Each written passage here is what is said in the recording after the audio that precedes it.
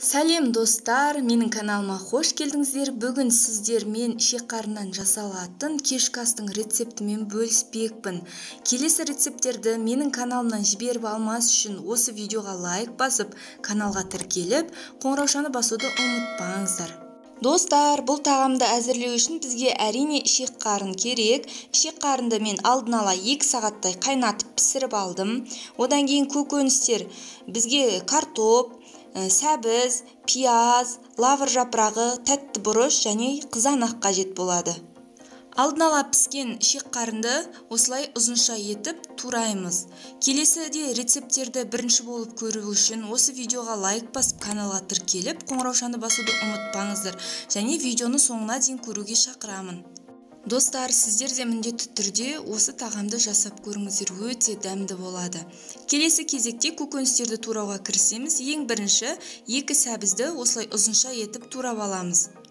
Картопты да тура солай ұзынша етіп турап аламыз.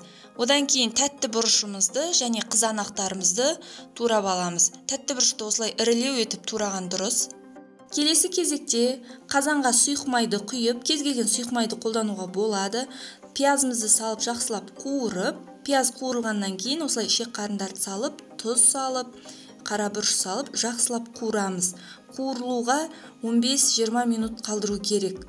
Достар, мінекей байқасаңыздар, өте керемет болып қуырылған. Осы қуырылған ішек қарынның үстіне енді ұсақталып туралған қызанақтарымызды саламыз. Одан кейін тәтті бұрыштарымызды салып, тағы да жақсылап қуырылуға қалдырамыз.